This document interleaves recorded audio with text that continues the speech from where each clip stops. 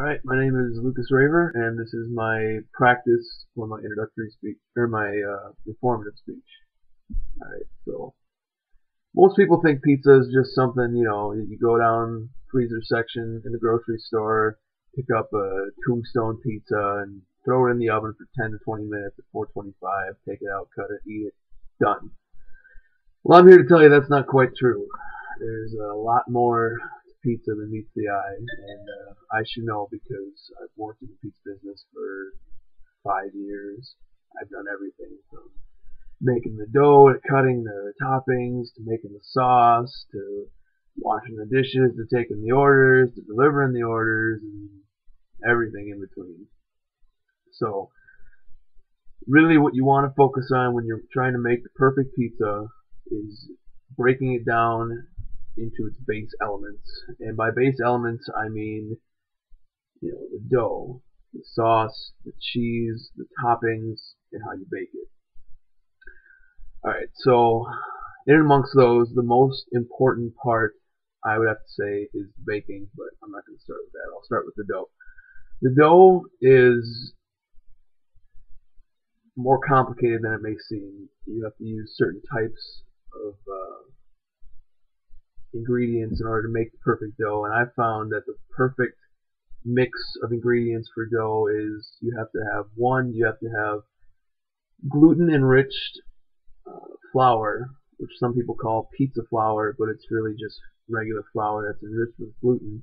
And what gluten does is it builds stronger bonds amongst the dough so it'll last longer while it's in cooling in the cooler, or if it's baking in the oven or whatever, and it lasts longer and it's better quality dough to work with. You need that. You need yeast, sugar, a little bit of salt, a lot of water, and a little bit of garlic. I found does the trick. You mix that all together and make a batch. That's the dough.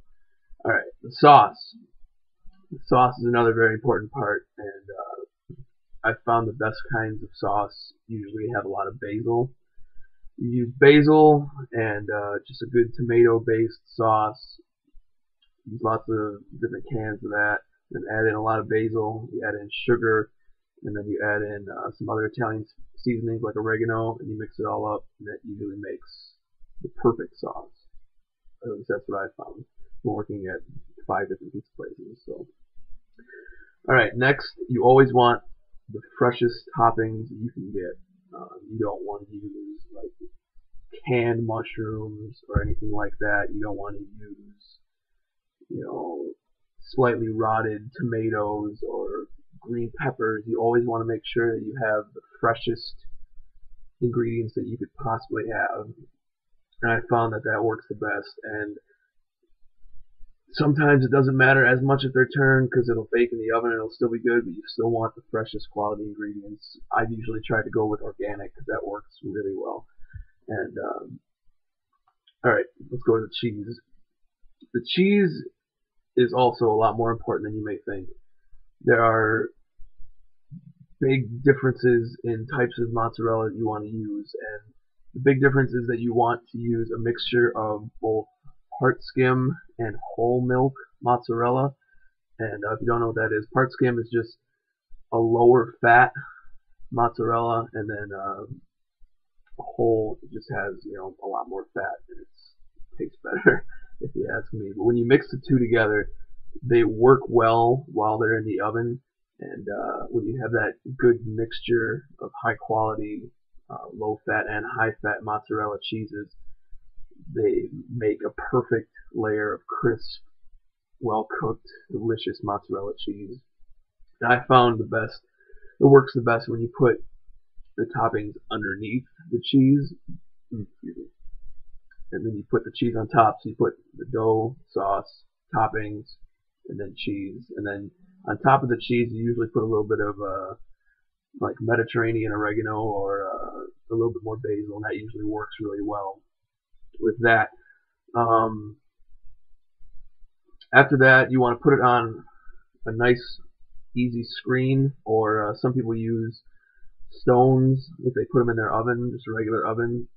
Um,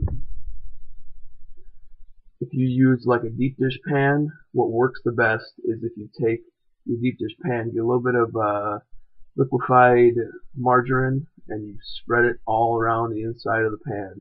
And then you put the dough down first before you do anything else.